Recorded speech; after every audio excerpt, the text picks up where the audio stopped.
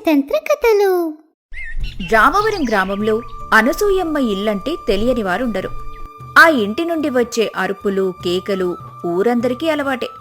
అనసూయమ్మ తన కోడలు లక్ష్మిని క్షణం కూడా ఖాళీగా కూర్చొనివ్వదు. లక్ష్మి కూడా సామాన్యురాలు కాదు. అత్తగారు ఒక మాటంటే 2 మాటలతో సమాధానం చెప్పే రకం. ఒకరోజు ఉదయం అనసూయమ్మ అరుగు మీద కూర్చొని తమలపాకులు నములుతోంది. లక్ష్మి పెరట్లో గిన్నెలు తోముతుంది. ఏమీ లక్ష్మి, ఆ గిన్నెలు తోమడం ఇంకా అవ్వలేదా? సూర్యుడు నట్టింటికొచ్చాడు. ఇంకా ఎంతసేపే ఆ నత్తనడక? అవునత్తయ్య, గిన్నెలు తోమడం అయిపోయింది, కానీ ఈ నల్లటి మసి పోవటం లేదు. మీ మనసులాగే ఈ మసి కూడా గట్టిగా పట్టుకుందేమో. ఏమన్నావు? నా మనసు మసిలా ఉందా?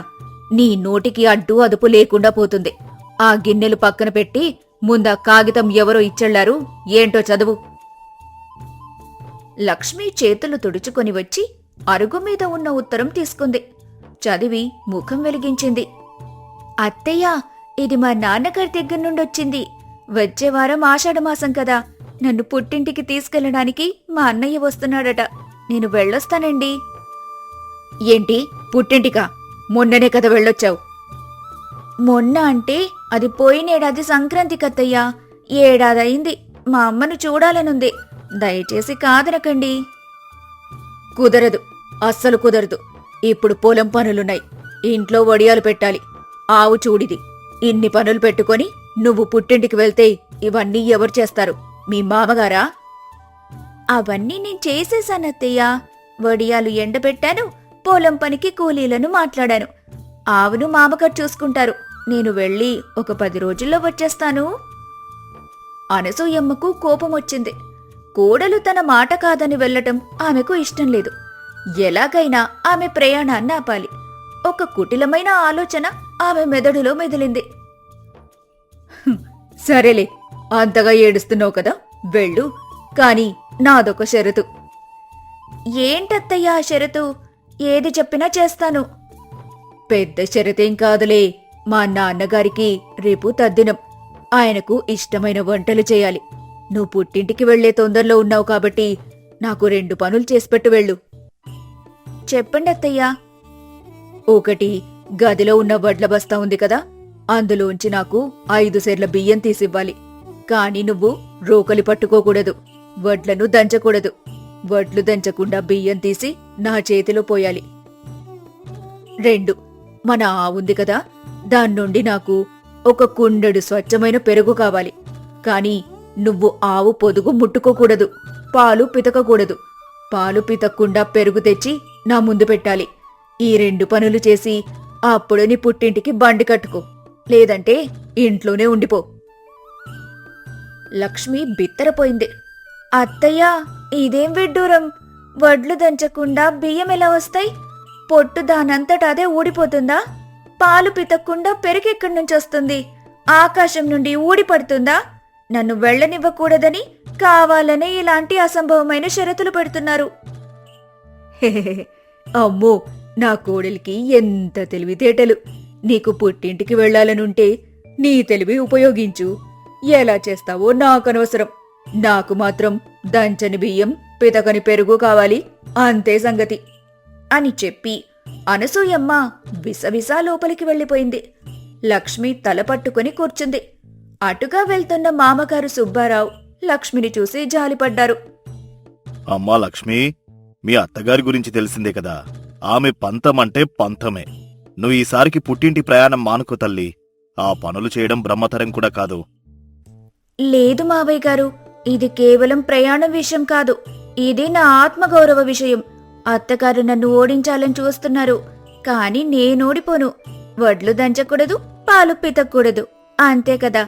దీనికి ఏదో ఒక మార్గం ఉండే ఉంటుంది. లక్ష్మి గదిలోకి వెళ్లి ఆలోచించటం మొదలుపెట్టింది. పక్కింటి గౌరీ లక్ష్మిని పలకరించడానికి వచ్చింది. ఏమే లక్ష్మి, ఏంటి దీర్ఘంగా ఆలోచిస్తున్నావు? మీ అత్తగారు మళ్ళీ ఏదైనా కొత్త పేచి పెట్టారా? పేచి కాదు గౌరీ, పెద్ద పందమే కాశారు. నేను పుట్టింటికి వెళ్లాలంటే వడ్లు దంచకుండా బియ్యం తీయాలట, పాలు పితక్కుండా పెరుగు తేవాలట. ఓసి నీ అత్తగారి వేషాలు కూలా, ఇదెక్కడి గొడవ? అసలది సాధ్యమేనా? సాధ్యం కాకపోతే సాధ్యం చేయాలి గౌరీ. మా అత్తగారి మాటల్లోనే సమాధానం వెతకాలి. ఆవిడ ఏమన్నారు? రోకలి పట్టుకోకూడదు, దంచకూడదన్నారు. అంతే కదా? అవును. మరి వేరే పద్ధతుల్లో బియ్యం తీస్తే? వేరే పద్ధతా అంటే? మన ఊరి చివరన ఆ మధ్య ఒక మిల్లు పెట్టారు కదా, అక్కడ యంత్రంలో వేస్తే బియ్యం వస్తాయని విన్నాను. లేదా మన పెరట్లో ఉన్న తిరగలి ఉంది కదా, దాంతో వడ్లు విసిరితే పొట్టు పోతుంది కదా, అది దంచడం కాదు కదా? అవును కదే, నువ్వు చెప్పింది నిజమే. తిరగలిలో విసిరితే అది విసరడం అవుతుంది కాని దంచడం అవ్వదు. మరి పెరుగు సంగతేంటి? పాలు పితక్కుండా పెరుగెలా వస్తుంది? దానికి కూడా ఒక ఉపాయం ఉంది. మా అత్తగారు నేను అంటే ఈ లక్ష్మి పాలు పితకూడదు అన్నారు. కాని వేరే వాళ్ళు పితకూడదనలేదు కదా. లేదా అసలు పితికే పనే లేకుండా పెరుగు సంపాదిస్తే? అంటే చెబుతాను విను. మీ ఇంట్లో నిన్న తోడు పెట్టిన పెరుగుంది కదా, అది నాకు ఒక కుండెడివ్వు. బదులుగా నేను నీకు మా ఇంట్లో ఉన్న నెయ్యిస్తాను. అప్పుడు నేను పాలు పితకనట్టే కదా. భలే ఆలోచించావే. అత్తకు తగ్గ కోడలు నువ్వేనే. ఉండు, ఇంకా గట్టి పథకం వేద్దాం. మా అత్తగారి నోరు ఈ దెబ్బతో మూతపడాలి. మరుసటి రోజు ఉదయం అనసూయమ్మ అరుగు మీద దర్జాగా కూర్చొని ఉంది. ఈ పాటికి లక్ష్మి ఏడుస్తూ కూర్చొనుంటుంది. నా పందెం గెలిచాననుకుంటా అని సంతోషపడుతుంది. ఇంతలో లక్ష్మి చిరునవ్వుతో వచ్చింది. అత్తయ్య, ఇదిగోండి మీరు అడిగిన వస్తువులు. అనసూయమ్మ ఆశ్చర్యపోయింది. కళ్ళు పెద్దవి చేసి చూసింది. ఏంటివి? బియ్యం పెరుగునా? నువ్వు నిజంగానే చేశావా? లేక పాత బియ్యం నిన్నటి పెరుగు తెచ్చి నన్ను మోసం చేస్తున్నావా? అమ్మో, అంత ధైర్యం నాకెక్కడిదత్తయ్యా. మీరు కావాలంటే పరీక్షించుకోండి. ఆ వడ్లు కొత్తవి, ఇప్పుడే పొట్టు తీసినవి. ఆ పెరుగు కూడా తాజాదే. అనసూయమ్మ బియ్యం చేతిలోకి తీసుకుని చూసింది. అవి కొత్త బియ్యమే. కాని ఆమెకు అనుమానం. సరే, బియ్యం బానే ఉన్నాయి కాని నువ్వు నా షరతు ఉల్లంఘించావు. నువ్వు వడ్లు దంచావు కదూ, రోకలి పట్టుకున్నావు కదూ? లేదత్తయ్యా, మీ మీదొట్టు. నేను రోకలి వైపు కన్నెత్తి కూడా చూడలేదు. ఆ వడ్లు నేను దంచలేదు. మరి పొట్టెలా పోయింది? మంత్రం వేశావా?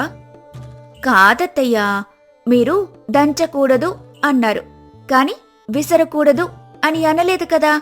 అందుకే నేను మన పెరట్లో ఉన్న తిరగలి తీసుకున్నాను. అందులో వడ్లు పోసి గుండ్రంగా తిప్పి విసిరాను. దెబ్బకు పొట్టు ఊడిపోయింది, బియ్యం వచ్చాయి. ఇది దంచడం కాదు, విసరడం. మీ షరతు నేను గెలిచినట్టే కదా. అనసూయమ్మ నోట మాట రాలేదు. ఇది నిజమే కదా, తను దంచొద్దు అంది కాని విసరొద్దు అనలేదు. కోడలి తెలివికి లోపల మండిపోతోంది. కాని పైకి మాత్రం గంభీరంగా నటిస్తోంది. సరేలే, ఏదో ఒక తిరకాసు పెట్టి బియ్యం తెచ్చావు. మరి ఈ పెరుగు సంగతేంటి? పాలు పితక్కుండా పెరుగు రాదు కదా. నువ్వు ఖచ్చితంగా ఆవు పొదుగు ముట్టుకొనుంటావు. అయ్యో రామా, అపచారం అపచారం. నేను గోశాల వైపు వెళ్లనే లేదత్తయ్యా. నేను పాలు పితకలేదు. మరి ఈ పెరుగెక్కడిది? దొంగతనం చేశావా? కాదత్తయ్యా, ఇది మన పక్కింటి గౌరీ ఇచ్చింది. వాళ్ళ ఆవు పాలు గౌరీ పితికింది, గౌరీ తోడు పెట్టింది. నేను కేవలం వెళ్లి పెరుగు తెచ్చాను. మీరడిగింది నాకు పెరుగు కావాలి, నువ్వు పితక్కూడదు అని. ఈ పెరుగును నేను పితకలేదు కదా. ఎవరో పితికితే తయారైన పెరుగును నేను తెచ్చాను. ఇందులో మీ షరతేమైనా భంగమైందా? అనసూయమ్మ బిక్కమొహం వేసింది. తన సొంత మాటలే తనకు బాణాలుగా తగిలాయి. అంటే నువ్వు పరాయి వాళ్ల దగ్గర అడుక్కొని తెచ్చావా? అడుక్కోవడం ఎందుకత్తయ్యా, బదులు తెచ్చాను. మన దగ్గరున్న నెయ్యి వాళ్లకిచ్చాను. వస్తు మార్పిడి అంటారు కదా. మీరు పితక్కూడదన్నారు, నేను పితకలేదు. పెరుగు కావాలన్నారు, పెరుగు తెచ్చాను, అంతే. అనసూయమ్మకు కోపం ఆశ్చర్యం రెండూ కలిగింది. సరేలే, గెలిచావని ఒప్పుకోలేక మరో కొత్త మెలిక పెట్టాలని చూసింది. సరే లక్ష్మి, నువ్వు తెలివైందానివే. నా షరతులు నెరవేర్చావు. కాని ఇంకొక్క చిన్న మాట. ఇంకేంటత్తయ్య, బండి కట్టుకోమంటారా? ఆగవే తొందర. నువ్వు పుట్టింటికి వెళ్ళొచ్చు, కాని నువ్వు వెళ్ళేటప్పుడు రహదారి మీద నడవకూడదు. అలాగే బండిలో వెళ్ళకూడదు. గాలిలో ఎగిరిపోతావో మాయమవుతావో నాకు తెలీదు. కాలు కింద పెట్టకుండా పుట్టిల్లు చేరాలి. ఇదొక్కటి చేస్తే ఇక నిన్నాపను. లక్ష్మికి నవ్వొచ్చింది. అత్తగారి పట్టుదల చూస్తుంటే జాలి వేసింది. కాని దీనికి కూడా ఆమె దగ్గర సమాధానముంది. సరే అత్తయ్య, మీ కోరిక మేరకే వెళ్తాను. రహదారి మీద నడవను, బండి ఎక్కను, సరేనా? అదెలా సాధ్యం? చూస్తానుగా నీ ప్రతాపం. లక్ష్మి లోపలికి వెళ్లి తన బట్టలు సర్దుకుంది. కొద్దిసేపటికి బయటకొచ్చింది. ఆమె చెప్పులు వేసుకోలేదు. బదులుగా 2 పెద్ద చెక్క దిమ్మెలు కాళ్లకు కట్టుకుంది. అత్తయ్య చూడండి, నేను నేల మీద కాలు పెట్టడం లేదు, ఈ చెక్కల మీద నడుస్తున్నాను. అంటే నేను రహదారి మీద నడవనట్టే కదా? రహదారి మీదున్న చెక్కల మీద నడుస్తున్నాను. అలాగే బండెక్కలేదు, నడుచుకుంటూనే వెళ్తున్నాను. ఇదేం పైత్యమే? పైత్యం కాదత్తయ్యా, పద్ధతి. మీరడిగినట్టే చేస్తున్నాను. ఇంకేమైనా సందేహాలున్నాయా? అంతలో లక్ష్మి అన్నయ్య ఒక ఎద్దుల బండి తీసుకుని ఇంటి ముందుకొచ్చాడు. చెల్లెమా, బయలుదేరదామా? ఆగన్నయ్యా, అత్తగారి అనుమతి ఇంకా పూర్తిగా రాలేదు. అనసూయమ్మ ఇక చేసేది లేక తన కోడల్ని మాటలతో గెలవడం అసాధ్యమని ఆమెకు అర్థమైంది. ఓసిని తెలివి తగలయ్యా, చాలు ఆపింక. ఆ చెక్కలు విప్పి మర్యాదగా బండెక్కి వెళ్ళు. నువ్వింకొక్క క్షణమిక్కడుంటే నన్ను కూడా అమ్మేసి నేనమ్మలేదు బదులిచ్చానని చెప్పేలా ఉన్నావు. దండం తల్లి నీకు, వెళ్ళు. లక్ష్మి నవ్వుతూ చెక్కలు విప్పేసింది. ధన్యవాదాలత్తయ్యా, మీరు పెట్టిన పరీక్షల వల్లే నాకింత తెలివి వచ్చిందనుకుంటా. వెళ్ళొస్తాను. మావయ్య గారు జాగ్రత్తండి. అత్తగారికి వేళ కన్నం పెట్టండి, లేదంటే ఆకలితో ఆవిడ కోపం నశాళానికి అంటుతుంది. నువ్వు వెళ్ళు తల్లి, ఇక్కడ యుద్ధం ముగిసింది. నీ విజయయాత్ర మొదలుపెట్టు. లక్ష్మి సంతోషంగా బండెక్కింది. బండి కదిలింది. అనసూయమ్మ గుమ్మం దగ్గర నిలబడి చూస్తూనే ఉండిపోయింది. ఆమె ముఖంలో కోపం పోయి ఒక చిన్న చిరునవ్వు మెరిసింది. గడసరిదే, కాని నా కోడలే కదా అని మనసులో అనుకుంది. సమస్య ఎంత జటిలంగా ఉన్నా సమయస్ఫూర్తితో ఆలోచిస్తే పరిష్కారం దొరుకుతుంది. అత్తగారు పెట్టిన అసంభవమైన షరతులను లక్ష్మి తన తెలివితేటలతో, భాషలోని మెలికలతో ఎలా అధిగమించిందో చూశాం కదా. బలం కంటే బలమైంది బుద్ధిబలం. అలాగే అత్తాకోడళ్ల మధ్య పంతాలుండొచ్చు, కాని అవి హద్దులు దాటకూడదు. లక్ష్మి గెలుపు, అనసూయమ్మ ఓటమి రెండూ ఆ ఇంటికి ఒక కొత్త పాఠం నేర్పాయి. అనగనగా రామగిరి అనే ఒక గ్రామం.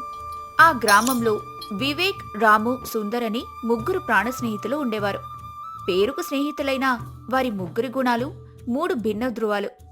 వివేక్ చాలా తెలివైనవాడు. ఏ సమస్యనైనా తన తెలివితో పరిష్కరించగలడు. 10 అడుగుల ముందు చూపుతో ఆలోచిస్తాడు. ఇక రాము పేరుకు రాముడైనా గుణంలో పరమపిసినారి. ప్రతి పైసాను లెక్కపెట్టి ప్రతి వస్తువును పొదుపుగా వాడుతూ బతికే రకం. 3వవాడు సుందర్. మాట కంటే ముందే అతని చెయ్యలేస్తుంది. ఏదైనా వస్తే చూసుకుందామనే రకం, కాని ఎలా చూసుకోవాలో మాత్రం ఆలోచించడు. అది చలికి ప్రసిద్ధి చెందిన పుణ్యమాసం. గాలి సూదుల్లా గుచ్చుకుంటోంది. ఆ సమయంలో ఆ 3 మిత్రులు ఊరి మధ్యలో ఉన్న రచ్చబండ దగ్గర కూర్చొని ఒక ముఖ్యమైన విషయం చర్చిస్తున్నారు. చూసారా చలి ఎలా ఉందో? ఈ సమయంలో మనం ఆ ప్రయాణం పెట్టుకోవడం అవసరమా అనిపిస్తోంది. అవసరమా? వివేక్, నీకు మతిపోయిందా? ఆ ఒక్క ఊరు జమీందారు దగ్గర మన తాతల నాటి పొలం పత్రాలు తాకట్టులో ఉన్నాయి. అవి విడిపించుకోవడానికి ఇదే చివరి అవకాశం. అమావాస్యలోగా మనం డబ్బు కట్టకపోతే ఆ పొలం శాశ్వతంగా వాడి పరమవుతుంది.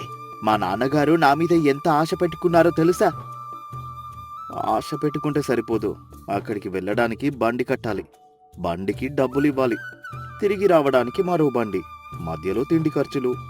నా లెక్క ప్రకారం ఈ ప్రయాణానికి కనీసం 10 వరహాలు ఖర్చవుతాయి. ఆ పొలం మనకు దక్కకపోయినా పర్వాలేదు, కానీ ఆ 10 వరహాల దండగా. ఏంట్రా 10 వరహాల కోసం మన పరువు, మన ఆస్తి వదిలేద్దామా? ఆగు సుందర్, ఆవేశపడకు. రాము చెప్పిన దాంట్లో కూడా నిజముంది.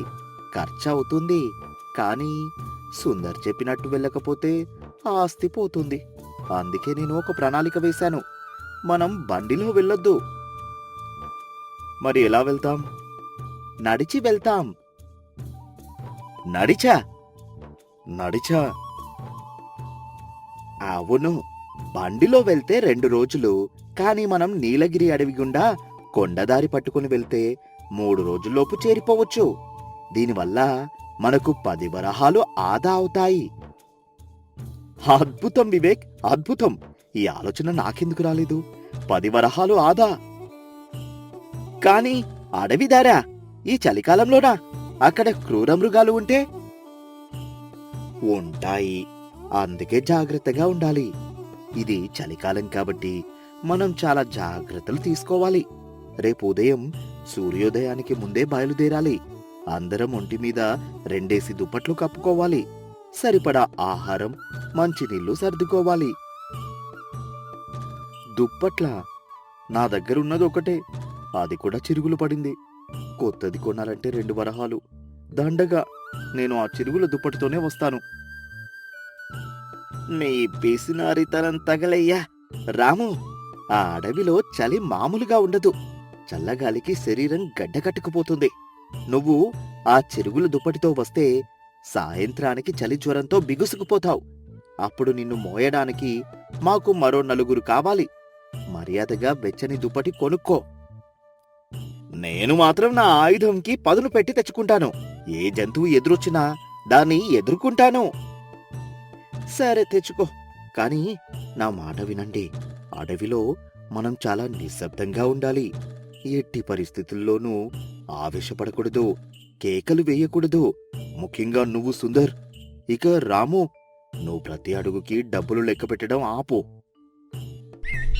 మరుసటి రోజు ఉదయం ముగ్గురు ఊరి పొలిమేరలో కలిశారు. వివేక్ చెప్పినట్టే సంచిలో తాళ్లు, కిరసనాయిల్, అగ్గిపెట్టె, కొన్ని మందులు సర్దుకున్నాడు. సుందర్ ఆయుధంని నడుముకు కట్టుకుని మీసం మెలేస్తున్నాడు. రాము మాత్రం కొత్త దుప్పటి కొనడానికి ఇష్టపడక తన పాత చిరుకుల దుప్పటి మీదే ఇంట్లో ఉన్న 2 పాత గోనె సంచుల్ని చుట్టుకుని వచ్చాడు. రాము, ఏంటి వేషం? గోనె సంచి చాలా వెచ్చగా ఉంటుంది వివేక్. పైసా ఖర్చు లేదు. చలికి చలిపోతుంది. వాడిని చూస్తుంటే ధాన్యం బస్తా నడిచి వస్తున్నట్టుందిరా. నీ కర్మ. సరే, పదండి, సమయం లేదు. ముగ్గురు ఆ నీలగిరి అడవిలోకి అడుగుపెట్టారు. 10 నిమిషాలకే వారికి తేడా తెలిసిపోయింది. ఊరిలో కన్నా అడవిలో చలి 3 ఎక్కువగా ఉంది. దట్టమైన చెట్ల వల్ల సూర్యరశ్మి నేలను తాకటం లేదు. గాలికి ఎండుటాకులు కదులుతున్న చప్పుడు తప్ప అంతా నిశ్శబ్దంగా ఉంది. అబ్బా, వివేక్ చెప్పింది నిజమే. చలి నా ఎముకల్లోకి వెళ్ళిపోతోంది. నాకేం కావడం లేదో. ఆవేశం తగ్గించుకుంటే ఆ వేడి కూడా తగ్గుతుంది సుందర్. నిశ్శబ్దంగా నడవండి. మధ్యాహ్నమైంది. దారిలో ఒక సెలయేరు దగ్గరాగి ముగ్గురు భోజనం చేశారు. సుందర్, వివేక్ తమతో తెచ్చుకున్న రొట్టెల్లో సగం తిని సగం సంచిలో పెట్టుకున్నారు. రాము మాత్రం తన సంచిని తెరవనేలేదు. అక్కడ అడవిలో దొరికే కొన్ని ఎండిన రేగుపండ్లను ఏరుకొని తిన్నాడు. వారు ప్రయాణం కొనసాగించారు. చీకటి పడటం మొదలైంది. చలి విపరీతంగా పెరిగింది. రాము కట్టుకున్న గోనె సంచులు కూడా ఆ చలిని ఆపలేకపోతున్నాయి. ఈ రాత్రికి మనం ఇక్కడే ఆగాలి. సుందర్, నువ్వు ఎండుకట్టెలు తీసుకురా. రాము, నువ్వు ఈ రాళ్లను పేర్చి పొయ్యిలా సిద్ధం చెయ్యి. సుందర్ కట్టెలు తెచ్చాడు. వివేక్ అగ్గి రాజేశాడు. ముగ్గురు మంట చుట్టూ చేరారు. ఆ వెచ్చదనానికి వారికి ప్రాణం లేచి వచ్చినట్టయింది. సరిగ్గా అదే సమయానికి దగ్గర్లోని పొదల్లోంచి ఒక భయంకరమైన గర్జన వినిపించింది. ఏంటది? కదలకండి, అది సింహమరుపు. వారు చూస్తూ ఉండగానే ఆ చీకటిలోంచి 2 కళ్ళు వారివైపే చూస్తూ మెరుస్తున్నాయి. ఒక పెద్ద సింహం వారి మంటకు 10 అడుగుల దూరంలో నిలబడి కోపంగా వారి వైపు చూస్తోంది. అయ్యో వివేక్, నన్ను కాపాడు. రా రారా చూసుకుందాం, నా దెబ్బ రుచి చూపిస్తా. సుందర్ కత్తితో ముందుకు దూకబోయాడు. ఆగో సుందర్, మూర్ఖుడిలా ప్రవర్తించకు. అది ఆకలితో లేదు, మన మంట చూసి ఆశ్చర్యంగా ఇక్కడికి వచ్చింది. దాన్ని రెచ్చగొట్టకు. సుందర్, ఆ మండుతున్న కట్టెల్లో పెద్దదొకటివ్వు. వివేక్ ఆ కాగడాను సింహం వైపు గట్టిగా విసిరాడు. అది ఒక్కసారిగా వెనక్కి తిరిగి పెద్దగా గర్జిస్తూ అడవిలోకి పారిపోయింది. అమ్మో, పోయింది, బతికిపోయాం రో. అది కాగడా చూసి పారిపోయింది. దాన్ని మనం ఏవైనా అంటే మనం ముగ్గురం దానికి రాత్రి భోజనం అయ్యేవాళ్ళం. చెప్పాను కదా, ఆవేశం కాదు, ఆలోచన ముఖ్యమని. వివేక్, నువ్వు గొప్పవాడివి. ఆ కిరసనాయిలు కొనడానికి 10 పైసలు దండగా అని నేను నిన్న వద్దన్నాను. కానీ ఈరోజు ఆ 10 పైసలే మన ప్రాణాలు కాపాడింది. సరే సరే, ఇప్పుడు నిద్రపోండి, నేను కాపలా ఉంటాను. ఆ రాత్రి గడిచింది. మరుసటి రోజు ఉదయం ప్రయాణం మొదలుపెట్టారు. మధ్యాహ్నం అయ్యేసరికి వివేక్ సుందర్ దగ్గరున్న ఆహారం మొత్తం అయిపోయింది. వివేక్, ఆకలిస్తోంది. నా దగ్గర ఏమీ లేవు. ఇద్దరూ రాము వైపు చూశారు. రాము ఎప్పటిలాగే తన సంచిని గట్టిగా పట్టుకొని ఏమీ తెలియనట్టు నడుస్తున్నాడు. సుందర్ బలవంతంగా రాము సంచి లాక్కొని తెరిచాడు. ఆ సంచిలో శుభ్రంగా పొట్లాల్లో కట్టిన 10 రొట్టెలు, ఒక పెద్ద ఆవకాయ జాడి ఉన్నాయి. రాము, ఇవన్నీ ఎప్పుడు తెచ్చుకున్నావు? అంటే మేం ఆకలితో అలమటిస్తుంటే నువ్వు మాత్రం దాచుకుని తింటున్నావా? నువ్వు స్నేహితుడివారా? అయ్యో, నేను తినడానికి కాదురా దాచింది, పొదుపు చేయడానికి దాచాను. మన ప్రయాణం ఇంకా 1 రోజు పడుతుందేమో. అప్పుడు మీ దగ్గర ఏమీ ఉండవు కదా. ఈ రోజు కాకపోతే రేపైనా ఈ ఆకలి వస్తుంది కదా. అందుకే నా దగ్గర ఉన్నవి జాగ్రత్త పెట్టాను. మనందరి కోసమే ఇవి. వివేక్ సుందర్ ఇద్దరూ నిశ్శబ్దంగా ఉండిపోయారు. రాము పిసినారితనం ఈ రోజు వారి ఆకలిని తీర్చబోతోంది. రాము, క్షమించు. నీ పొదుపును మేము పిసినారితనం అనుకున్నాం. కాని నీ ముందు చూపు అద్భుతం. ఈ విషయంలో నువ్వే మాకంటే తెలివైన వాడివి. నిజమేరా, ఈ రోజు నుండి నిన్ను పిసినారి అని పిలవను. సరే సరే, తినండి. కాని ఒక్కొక్కరు 2 ముక్కలు తినాలి. మిగిలినవి మళ్ళీ రాత్రికి దాచుకోవాలి. పొదుపు ముఖ్యం. ముగ్గురూ నవ్వుకుంటూ ఆ రొట్టెలు తిని మళ్లీ ప్రయాణం మొదలుపెట్టారు. అడవి చివరకు వచ్చారు. ఇక కొంతసేపట్లో గ్రామం వస్తుంది. ముగ్గురు సంతోషంగా ఉన్నారు. అమ్మయ్యా, బతికిపోయాం. ఇక ఆ జమీందారు గాడి సంగతి నేను చూసుకుంటా. వారు అలా మాట్లాడుకుంటూ ఉండగానే దారికి అడ్డంగా 5 దొంగలు నిలబడ్డారు. వాళ్ల నాయకుడు భైరవ చూడటానికే భయంకరంగా ఉన్నాడు. ఆహా, అడవి దాటారు, కాని మమ్మల్ని దాటలేరు. మీ దగ్గర ఏముందో మర్యాదగా ఇటు ఇచ్చేయండి. అయ్యో, నా దగ్గర ఏమి లేవయ్యా. ఆ మూటలో ఏముందో ఇటు ఇవ్వో. ఇది రొట్టెల మూటయ్యా. రొట్టెలా? మాకు బంగారు రొట్టెలు కావాలి, తీయండి. వివేక్, నువ్వు పక్కకి తప్పుకో. వీళ్ళందరూ నేను చూస్తాను. వీళ్ళకి నా ఆవేశం రుచి చూపించకపోతే నా పేరు సుందరే కాదు. ఆగు ఆగు సుందర్. వివేక్ భైరవ వైపు తిరిగి వినయంగా నమస్కరించాడు. దొంగల దొర, భైరవ గారు, మేము పేదవాళ్ళం. కాని మా దగ్గర ఒక గొప్ప రహస్యముంది. రహస్యమా? ఏంటది? మేము సామాన్యులం కాదు. మేము ఆయుర్వేద వైద్యులం. ఈ నీలగిరి అడవిలో 1000 సంవత్సరాలకు ఒకసారి మాత్రమే పూసే సువర్ణలత అనే మొక్క కోసం వచ్చాం. అదిగో ఇదే ఆ మొక్క. ఈ ఆకుతో మేమేం చేసుకోవాలి? భైరవ్ గారు, ఈ ఆకు రసం తాగితే మనిషికి ఎంత పెద్ద గాయం తగిలినా ఒక్క నిమిషంలో మాయమైపోతుంది. నిజమా? మీరే పరీక్షించుకోండి.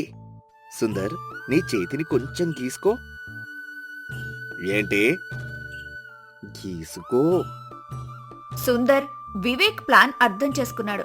చేతి మీద చిన్నగా గీసుకున్నాడు. ఇప్పుడు చూడుదొరా. ఆ ఆకును నలిపి ఆ రసాన్ని సుందర్ గాయం మీద పెట్టాడు. చూసారా? గాయం మాయం. ఈ అద్భుతమైన మొక్క రసం మీలో ఒకరికి ఈ రసమిచ్చి మిమ్మల్ని అజరామరులుగా చేస్తాం. నాకు నాకు కావాలి. అయితే ఈ రసం తయారు చేయడానికి మాకు కొన్ని ప్రత్యేకమైన వస్తువులు కావాలి. ఏం కావాలో చెప్పు. బాగా మరుగుతున్న నీళ్లు, ఒక పెద్ద బండరాయి, మరియు నా స్నేహితుడి సంచిలో ఉన్న ఆ పొదుపు ఆవకాయ జాడి కావాలి. అలాగే, త్వరగా కానివ్వండి. దొంగలు పెద్ద మంట వేసి నీళ్లు మరిగించారు. రాము అయిష్టంగానే తన ఆవకాయ జాడి ఇచ్చాడు. సుందర్, నీ ఆవేశం ఇప్పుడు కావాలి. నేను ఆ రసం ఆ మరుగుతున్న నీళ్లలో వేయగానే నువ్వు ఆ పెద్ద బండరాయిని అందులోకి తోసేయ్. ఎందుకు? చెప్తాను, చెయ్యి. వివేక్ ఆ ఆకులను నలిపి ఆవకాయతో కలిపి ఆ మరుగుతున్న నీళ్లల్లో వేశాడు.